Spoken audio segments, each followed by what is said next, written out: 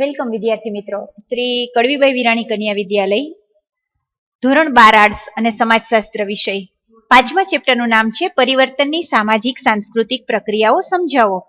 આ ચેપ્ટરની અંદર આજે આપણે જોઈએ છીએ મુદ્દાસર જવાબ લખો એટલે ટૂંક નોંધ. એમાંની પહેલી ટૂંક નોંધ છે સંસ્કૃતિકરણની વ્યાખ્યા સમજાવો. આમ તો આપણે ધોરણ 11માં સ્તર રચના વાળો પાઠ જોતા હતા, ત્યારે આપણે શીખી ગયા કે ભારતની પરંપરાગત જ્ઞાતિ એ બંધ પ્રકારની સ્તર રચના છે. એટલે કે વ્યક્તિનો સામાજિક દરજ્જો જે તે જ્ઞાતિમાં વ્યક્તિ જન્મે છે એના આધારે પ્રાપ્ત થાય છે અને જ્ઞાતિનું સભ્યપદ જીવનભર ટકી રહે છે. એટલે જ્ઞાતિનો દરજ્જો બંધ છે, બદલી શકાતો નથી. પણ એની તુલનામાં વર્ગ વ્યવસ્થા છે એમાં વ્યક્તિ જીવનકાળ દરમિયાન શિક્ષણ, તાલીમ કે બીજા કોઈ પોતાના કૌશલ્યો દ્વારા પોતાનો દરજ્જો બદલી શકે છે. તો વર્ગ એ ખુલ્લી વ્યવસ્થા છે અને જ્ઞાતિ એ બંધ વ્યવસ્થા છે. આ બે આપણા બહુવિકલ્પ પ્રશ્ન બન્યા કે વર્ગ બંધ સ્તર રચના છે અને જ્ઞાતિ ખુલ્લી સ્તર રચના છે.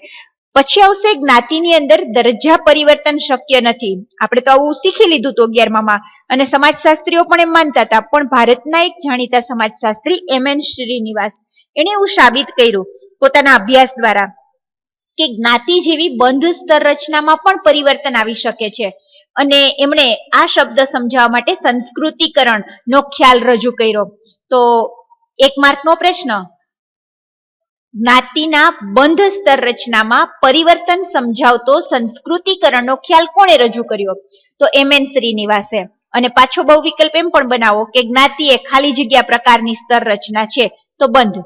ઓકે, હવે જોઈએ કે સાંસ્કૃતિકરણ એ પરિવર્તનનો આંતરિક સ્ત્રોત છે. એટલે કે જ્ઞાતિના વ્યવસ્થાની અંદરથી જ એક પરિવર્તન શરૂ થયું છે. આ સંસ્કૃતિકરણે ભારતની અંદર સામાજિક પરિવર્તન સમજાવવામાં ખૂબ અગત્યનો ભાગ ભજવ્યો છે. સંસ્કૃતિકરણ એક એવી સામાજિક સાંસ્કૃતિક પ્રક્રિયા છે જે ભારતના જુદા જુદા ભાગમાં વસતા હિન્દુઓમાં વ્યાપક સ્વરૂપે જોવા મળી છે. એટલું જ નહીં, આદિવાસી સમૂહોમાં પણ સક્રિય રીતે આ સંસ્કૃતિકરણની પ્રક્રિયા ચાલી રહી છે. તો જોઈએ સંસ્કૃતિકરણનો અર્થ શું થાય. તો સંસ્કૃતિકરણની પ્રક્રિયા અતિ પ્રાચીન હોવા છતાં સંસ્કૃતિકરણ શબ્દનો જે ખ્યાલ છે એ પહેલી વાર આપનાર એમ.એન. શ્રીનિવાસ. બહુ વિકલ્પ પછી કયા પુસ્તકમાં આપ્યો? તો religion and society among the Coorg આ પુસ્તકમાં આપેલો છે. અને આ પુસ્તકમાં એને જ્યારે જ્ઞાતિના પરિવર્તનને સમજાવવા માટે પહેલી વાર શબ્દ આપ્યો હતો એ સંસ્કૃતિકરણ નહોતો. પહેલી વાર મેં તમને કીધું એ પ્રમાણે કે એમણે બ્રાહ્મણીકરણ શબ્દ આપ્યો હતો. શા માટે? કેમ કે પ્રાચીન સમયમાં માત્ર પ્રતિભા સંપન્ન સૌથી શ્રેષ્ઠ પ્રતિષ્ઠિત જ્ઞાતિ માત્ર બ્રાહ્મણ હતી અને નિમ્ન હિન્દુ જ્ઞાતિના લોકો માત્ર બ્રાહ્મણ જ્ઞાતિનું જ અનુકરણ કરતા હતા. એટલે શરૂઆતમાં એમ.એન. શ્રીનિવાસે આ શબ્દ બ્રાહ્મણીકરણ વાપર્યો. પછી એના પછીના વિદ્વાન હતા ડેવિડ પોકોક. એમણે એમ કીધું, એ માનવશાસ્ત્રી હતા, એમણે એવું કીધું કે નિમ્ન જ્ઞાતિ માટે બ્રાહ્મણ સિવાયની અન્ય જ્ઞાતિ પણ મોડેલ બને છે. માટે શ્રીનિવાસે બ્રાહ્મણીકરણ શબ્દ બદલી નાખ્યો અને ત્યાં નવો શબ્દ સંસ્કૃતિકરણ વાપર્યો. તો ત્યાં આપણે એક કારણ પૂછાય કે એમ.એન. શ્રીનિવાસે બ્રાહ્મણીકરણને બદલે સંસ્કૃતિકરણ શબ્દ શા માટે વાપર્યો અથવા કોના સંશોધન પછી વાપર્યો? તો ડેવિડ પોકોકના સંશોધન પછી એમણે આ શબ્દ બદલાવ્યો છે. હવે સંસ્કૃતિકરણનો અર્થ માત્ર એટલો જ છે કે જેમાં ખાલી સંસ્કૃતિનું અનુકરણ નથી થતું, પણ જે સંસ્કૃત ભાષાના ધાર્મિક ગ્રંથોનો અભ્યાસ કરતા હતા એવા અને ધાર્મિક ગ્રંથોમાંથી વિચારો અને માન્યતાઓ સ્વીકારતા હતા એવા ઉપલી જ્ઞાતિના લોકોનું બધું જ અનુકરણ કરતી નિમ્ન જ્ઞાતિઓ માટે એમણે સંસ્કૃતિકરણ શબ્દ વાપર્યો છે. તો ખાલી ઊંચી જ્ઞાતિનું નામ જ ધારણ નહીં કરી લેવાનું, એના જેવા વિચારો એની જેવી માન્યતાઓ અપનાવી અને ઉચ્ચ જ્ઞાતિનું અનુકરણ કરવાનું, એના માટે એમણે સંસ્કૃતિકરણ શબ્દ વાપર્યો છે. હવે એની વ્યાખ્યા જોઈએ તો એમ.એન. શ્રીનિવાસના મતે સંસ્કૃતિકરણ એક એવી પ્રક્રિયા છે જેમાં નિમ્ન હિન્દુ જ્ઞાતિ, આદિવાસી કે અન્ય સમૂહો તેમનાથી ઉચ્ચ ગણાતી જ્ઞાતિઓ કે દ્વિજ જ્ઞાતિના રિવાજો, વિધિ વિધાનો, વિચારસરણી અને જીવનશૈલીનું અનુકરણ કરે છે.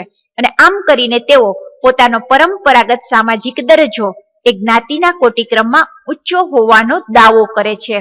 તો આ વ્યાખ્યા થઈ સંસ્કૃતિકરણની. 100% MP. આ 2 માર્કમાં ખાલી વ્યાખ્યા પૂછાય અને 3 માર્કમાં એનો આખો અર્થ અને વ્યાખ્યા સાથે પૂછાય. તો આપણે અહીંયા એક ટૂંકનોંધ પૂરી કરી.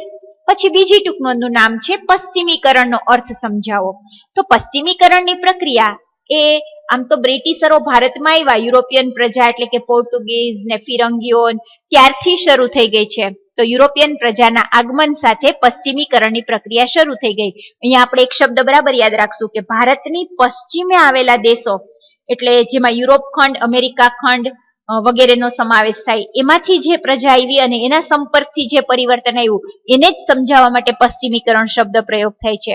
જો કોઈ જાપાન કે ઓસ્ટ્રેલિયાથી અહીંયા આવે અને એનાથી પરિવર્તન આવે તો એને આપણે પશ્ચિમીકરણ શબ્દથી ન ઓળખી શકીએ, કેમ કે એ આપણા પૂર્વના દેશો છે. તો આપણા પશ્ચિમ બાજુના દેશમાંથી જે પ્રજા આવી અને એના સંપર્કથી જે પરિવર્તન આવ્યું એ પશ્ચિમીકરણ. જો કે બ્રિટિશરો 150 વર્ષ સુધી એમણે ભારતમાં શાસન કર્યું, એમની ખૂબ લાંબી અસરો છે અને પશ્ચિમીકરણનું પરિવર્તન સમજાવવા માટે આ અસરો ખૂબ મહત્વની છે. તો પશ્ચિમીકરણ એ સામાજિક અને સાંસ્કૃતિક પરિવર્તનની પ્રક્રિયા છે. એનો અર્થ આપણે 3 રીતે નોંધી શકીએ, એમાં 3 બાબત સમાવિષ્ટ છે. એક છે યંત્રવિદ્યા અને વિજ્ઞાન, પછી બીજું છે સંસ્થા, વિચારસરણી અને મૂલ્યો, અને ત્રીજું છે ચીજવસ્તુઓ અને ભાષા.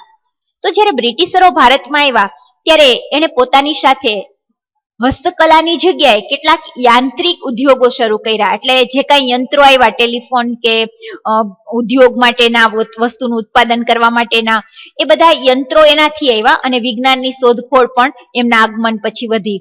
ત્યાર પછી છે ભારતની સંસ્થાઓમાં અને વિચારોમાં, મૂલ્યોમાં પરિવર્તન. તો સંસ્થા એટલે કુટુંબ, શિક્ષણ, અર્થતંત્ર, ધર્મ, આ બધામાં થોડું પરિવર્તન આવ્યું. આપણા વિચારો જે રાજાશાહી હતા એમાંથી લોકશાહી બન્યા.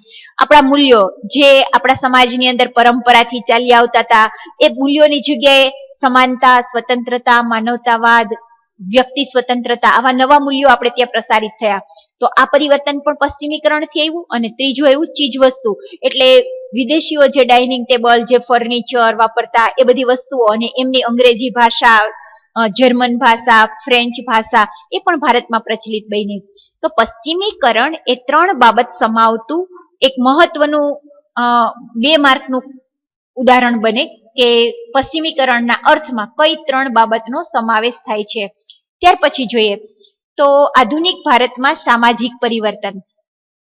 આ પુસ્તકની અંદર એમએન શ્રીનિવાસે પશ્ચિમીકરણની વ્યાખ્યા આપી છે. તો આપણા માટે 1 માર્કનો પ્રશ્ન બન્યો કે આધુનિક ભારતમાં સામાજિક પરિવર્તન પુસ્તક કોણે લખ્યું છે? તો એમએન શ્રીનિવાસે. અને પશ્ચિમીકરણની વ્યાખ્યા આપો.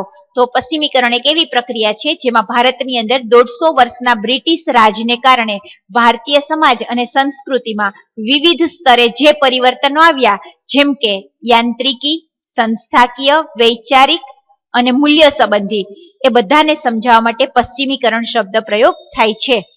તો હમણાં આપણે જોયું એની વ્યાખ્યા. હવે જોઈએ પશ્ચિમીકરણનો અર્થ. તો પશ્ચિમીકરણ એક વ્યાપક અને સંકુલ, વ્યાપક એટલે વિશાળ, સંકુલ એટલે એકબીજા સાથે જોડાયેલો, ઘણા બધા સ્તર વાળો ખ્યાલ છે. એટલે એમાં કેટલી વસ્તુ સમાઈ ગઈ છે. તેના એક છેડે ટેકનોલોજી છે પશ્ચિમની, અને બીજા છેડે આધુનિક વિજ્ઞાન છે. એટલે વિજ્ઞાનથી લઈને ટેકનોલોજી સુધીના બધા જ ફેરફારો તથા આધુનિક ઇતિહાસનું લેખન. એટલે આપણા ઇતિહાસમાં આપણે લખીએ છીએ બ્રિટિશરો ભારતમાં આવ્યા 150 વર્ષ સુધી એને કેટલું પરિવર્તન કર્યું. તો ઇતિહાસના બધા લેખનો આ બધા વિશાળ ક્ષેત્રોને આવરી લે એવો વિશાળ ખ્યાલ, એટલે વ્યાપક અને સંકુલ. ત્યાર પછી છે પશ્ચિમીકરણની અંદર સંસ્કૃતિકરણની સાથે સાથે માળખાકીય પરિવર્તન કરતા સાંસ્કૃતિક અને સામાજિક પરિવર્તન વધારે જોવા મળે છે. તો આપણું માળખું એટલે ભારત દેશના રાજ્યો અને પબ્લિક ને એને બદલાણું, પણ આપણી સંસ્કૃતિને આપણા સમાજમાં પરિવર્તન ઘણા બધા આવ્યા. તો અહીંયા હાઇલાઇટ કર્યું પશ્ચિમીકરણ એ વ્યાપક છે, ઘણા સ્તર વાળો છે, ટેકનોલોજીથી વિજ્ઞાન સુધી, ઇતિહાસના બધા લેખનો અને માળખાકીય પરિવર્તનો, આટલી વસ્તુ પશ્ચિમીકરણથી આવી. કયા કયા નવા મૂલ્યો અને આદર્શો અને સંસ્થાઓમાં ફેરફાર થયા? તો હમણાં મેં તમને ઉદાહરણ આપ્યું એમ નવા મૂલ્યો છે માનવતાવાદી, બિન સાંપ્રદાયિક, ઉદારમતવાદી, સમાનતાવાદી, આ બધા નવા મૂલ્યો અંગ્રેજોના અમલ દરમિયાન ભારતમાં પ્રવેશ્યા છે. તો ત્યાં આપણે 1 માર્કનો પ્રશ્ન લખી શકીએ કે પશ્ચિમી વિચારસરણીથી ભારતમાં કયા કયા નવા મૂલ્યોનો પ્રવેશ થયો. 1 માર્કનો પ્રશ્ન ક્લિયર થઈ ગયો. હવે જોઈએ આપણી ટૂંકનોંધ નંબર 3. તો ત્રીજી ટૂંકનોંધ છે એ વૈશ્વિકીકરણની ટૂંકનોંધ છે. 21મી સદીમાં ભારતીય સમાજમાં સાંસ્કૃતિક પરિવર્તન અને સામાજિક પરિવર્તન આ બંને ખૂબ ઝડપી બન્યા. આ પરિવર્તન લાવનારા બે શબ્દો એટલે વૈશ્વિકીકરણ અને ઉદારીકરણ, એના વગર આ પરિવર્તન સમજી શકાય નહીં. વૈશ્વિકીકરણની પ્રક્રિયા ભારતમાં નવી નથી. 20મી સદીના છેલ્લા દશકામાં સમગ્ર વિશ્વમાં 3 પ્રક્રિયા શરૂ થઈ હતી. 1 માર્કનો પ્રશ્ન. 20મી સદીના છેલ્લા દશકામાં 1990 પછી ઉદારીકરણ, ખાનગીકરણ અને વૈશ્વિકીકરણ. 1 માર્કનો પ્રશ્ન. ઓકે, વૈશ્વિકીકરણની 3 માર્કની ટૂંકનોંધ લખીએ તો આપણો પહેલો શબ્દ છે વૈશ્વિકીકરણનો સર્વસામાન્ય અર્થ. ઓકે, અને એમાં આપણે લખ્યું 3 પ્રક્રિયા. પછી લખશું આ ત્રણેય પ્રક્રિયાથી દેશની અર્થવ્યવસ્થા, સમાજ અને સંસ્કૃતિ 3 બાબત ઉપર અસર પડી. તો ઉદારીકરણ, ખાનગીકરણ અને વૈશ્વિકીકરણ આ 3 પ્રક્રિયા છે અને એનાથી 3 વ્યવસ્થા ઉપર અસર થઈ: અર્થવ્યવસ્થા, સમાજ વ્યવસ્થા અને સંસ્કૃતિ. ત્યાં એક મોસ્ટ આઈએમપી સુવિચાર તરીકે ઓળખાય છે કે વિશ્વ એક સમાજ અને એક આંતરરાષ્ટ્રીય બજાર બની જશે. લોકોને એવો ભય હતો કે જો વૈશ્વિકીકરણ વધશે તો આખું વિશ્વ એક સમાજ બની જશે, આ બધા દેશ અને ખંડના વાળાઓ તૂટી જશે અને આખા સમાજની, આખા વિશાળ સમાજની એક જ આંતરરાષ્ટ્રીય બજાર હશે. આવા ભયને કારણે ઘણા બધા સમાજશાસ્ત્રીઓ અને માનવશાસ્ત્રીઓએ આ બે પ્રક્રિયાનો અભ્યાસ બહુ ઊંડાણથી કર્યો અને એમાં તપાસ્યું કે એનાથી ભારતીય સમાજ અને સંસ્કૃતિમાં શું પરિવર્તન આવ્યું છે. તો આ એની પહેલી સામાન્ય ચર્ચા જોઈ. હવે જોઈએ કે વૈશ્વિકીકરણથી કઈ 3 બાબત ઉપર વધારે અસર થઈ. તો સામાજિક, રાજકીય અને આર્થિક પ્રક્રિયા આ 3 બાબત ઉપર અસર થઈ છે.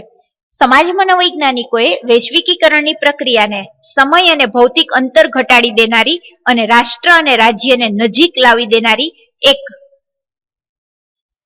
પરિવર્તનની એવી પ્રક્રિયા કે જેનાથી વિશ્વ એક ગામડું બની જશે અને એની પાછળના મેઇન સ્ત્રોત હશે સંચાર ક્રાંતિ અને યંત્ર વિજ્ઞાન. તો સમગ્ર વિશ્વ એક ગામ એવું આપણે ટાઇટલ લખી શકીએ અને જેમાં આખો વિશ્વના બધા જ રાષ્ટ્રો અને બધા જ રાજ્યો એકબીજાની નજીક આવી જશે એવો સંચાર ક્રાંતિનો એક તબક્કો આવશે, જે અત્યારે આપણે જોઈ રહ્યા છીએ, ઇન્ટરનેટ દ્વારા આવી પહોંચ્યો છે. તો વૈશ્વિકીકરણ અત્યારે હાલમાં ખૂબ ઝડપથી ગતિ કરી રહ્યું છે. ત્યાર પછી એનો અર્થ જોઈએ તો એનો સીધો અર્થ એક જ છે કે આખા જગતના બધા દેશો વૈશ્વિક સ્તરે વિચારણા કરે અને કોઈ પણ પ્રદેશનું પોતાનું રાજકારણ, અર્થતંત્ર, પોતાનો સમાજ ને પોતાની સંસ્કૃતિ આવું અલગથી ન વિચારતા આખા જગતના સંદર્ભમાં વિચારે ત્યારે વૈશ્વિકીકરણ થયું એમ કહેવાય. આ દ્રષ્ટિએ વિચારીએ તો વૈશ્વિકીકરણ છે એને ઇતિહાસમાં પહેલીવાર એવી ઘટના બનાવી કે જેમાં સ્થાનિક સ્તરે રહેતા લોકો એ સમગ્ર વિશ્વ વિશે વિચારવા લાગ્યા અને એક તાંતણે બધા બંધાઈ ગયા. એટલે કે દુનિયાભરના લોકો પોતાના આંતરિક સંબંધો છોડી અને નજીક આવી ગયા. આમ સમાજશાસ્ત્રીઓ છે એ વૈશ્વિકીકરણને એક નજીક લાવનારી પરિવર્તનની પ્રક્રિયા તરીકે ઓળખે છે. એની 3 વ્યાખ્યા પેલી ગિડેન્સે આપી, બીજી યોગેન્દ્ર સિંઘે આપી અને ત્રીજી માલ્કમ વોટર્સે આપી. પેલી વ્યાખ્યા આપનાર ગિડેન્સ એમ સમજાવ્યું કે જુદા જુદા લોકો દુનિયાના વિભિન્ન ક્ષેત્રો વચ્ચે વધતી જતી પારસ્પરિકતા એ જ વૈશ્વિકીકરણ છે. એટલે કે કોઈ પણ ખંડના કે દેશના લોકો હોય એમની વચ્ચે હવે એકબીજા ઉપર અવલંબિત રહેવું, પારસ્પરિકતા એટલે એકબીજા ઉપર આધારિત રહેવું, આ ઘટના સામાન્ય બની ગઈ છે. અને આમ પારસ્પરિકતાને કારણે લોકો વચ્ચે સામાજિક અને આર્થિક સંબંધો બંધાય છે અને સમય અને સ્થાન સાથે મળી જાય છે. એટલે કયા દેશમાં રાત પડીને કયા દેશમાં દિવસ, કયો દેશ પૂર્વમાં છે ને કયો પશ્ચિમમાં, આ બધું એક થઈ જાય છે, એક સ્થાને મળી જાય છે, જ્યાં હવે લોકો વિશ્વના સંદર્ભમાં જ પોતાના આર્થિક અને સામાજિક સંબંધો સ્થાપે છે. આ ગિડેન્સની વ્યાખ્યા. યોગેન્દ્રસિંહની વ્યાખ્યા એમણે એમ કીધું છે કે ભારતની અંદર 1990ના દાયકા પછી જે ક્રાંતિકારી પરિવર્તન આવ્યું એટલે વૈશ્વિકીકરણ, જેમાં આખું જ સામાજિક સ્તરીકરણ બદલાઈ ગયું. ભારતનું સ્તરીકરણ તો જૂનું હતું, રાજાશાહી અને જ્ઞાતિ ઉપર આધારિત. સાથે સાથે એક એવું પરિવર્તન આવ્યું કે જેની ગતિ બદલાઈ ગઈ. તો વસ્તી વિષયક પરિવર્તન આવ્યું, નગરીકરણ વધ્યું, ઔદ્યોગિકરણ તીવ્ર બન્યું. આ બધું 1990 પછી બન્યું એવું યોગેન્દ્રસિંહનું માનવું છે. ત્યાર પછી માલ્કમ વોટરે સમજાવ્યું કે વૈશ્વિકીકરણની પ્રક્રિયા એ સામાજિક અને સાંસ્કૃતિક વ્યવસ્થા ઉપર ભૌગોલિક દબાણ હોય એને પાછળ હટાવી દે છે. એટલે કે આપણો સમાજ ને આપણી સંસ્કૃતિ હવે એ ભૌગોલિક એટલે ગુજરાત પૂરતી મર્યાદિત કે ભારત પૂરતી મર્યાદિત ન રહી, હવે એ વિશ્વની સંસ્કૃતિ બની ગઈ છે. એટલે ભૌગોલિક સીમા છે એ બધી અર્થ વગરની, બે મતલબ બની ગઈ છે. એવી પ્રક્રિયા એટલે વૈશ્વિકીકરણ. તો અહીંયા આપણે 3 ટૂંક નોંધ જોઈ. વૈશ્વિકીકરણની ટૂંક નોંધ, પશ્ચિમીકરણની ટૂંક નોંધ અને સંસ્કૃતિકરણની ટૂંક નોંધ. હા, ત્રણેય ટૂંક નોંધ 3 માર્કમાં પૂછાય ત્યારે એની પાસે 3 ટાઇટલ હોવા બહુ જરૂરી છે. તો સંસ્કૃતિકરણની પ્રક્રિયા પૂછાય તો એના 3 ટાઇટલ કયા હોય? તો સંસ્કૃતિકરણની પ્રક્રિયાનું પહેલું ટાઇટલ છે જ્ઞાતિએ બંધ પ્રકારની સ્તર રચના છે તેમાં પરિવર્તન. તો બંધ સ્તર રચનામાં પરિવર્તન અથવા જ્ઞાતિ સ્તર રચનામાં પરિવર્તન, એ પહેલું ટાઇટલ. પછી બીજું ટાઇટલ છે સંસ્કૃતિકરણ આંતરિક પરિવર્તન સૂચવે છે.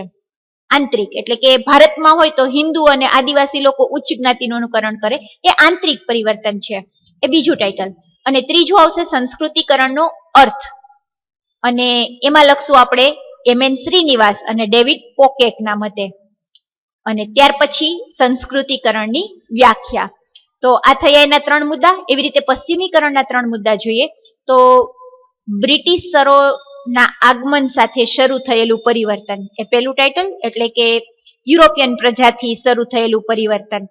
પછી આવશે પશ્ચિમીકરણમાં સમાવિષ્ટ 3 બાબતો, એટલે 2 મુદ્દા થયા. પછી ત્રીજું થશે MN શ્રીનિવાસના મતે પશ્ચિમીકરણની વ્યાખ્યા. અને પછી આવશે પશ્ચિમીકરણ એ વધુ વ્યાપક અને સંકુલ ખ્યાલ છે. પછી આવશે મૂલ્યોમાં પરિવર્તન. વૈશ્વિકીકરણના 3 મુદ્દા લખી લ્યો. તો પહેલો મુદ્દો બનશે 20મી સદીમાં શરૂ થયેલી 3 પ્રક્રિયા, આ પહેલું ટાઇટલ. પછી બીજું ટાઇટલ બનશે વિશ્વ એક સમાજ અને એક બજાર. વિશ્વ એક સમાજ અને એક બજાર, એ બીજું ટાઇટલ. અને ત્રીજું ટાઇટલ વિશ્વ એક ગામડું બની જશે. ત્યાર પછી લખશું વૈશ્વિકીકરણનો અર્થ અને છેલ્લે લખશું વૈશ્વિકીકરણની વ્યાખ્યાઓ. આમ જ્યારે પણ કોઈ ટૂંક નોંધ લખો ત્યારે હંમેશા એના 3, 4 કે 5 એવા મેઇન ટાઇટલ આપી અને પછી જ ટૂંક નોંધ લખો. ઓકે.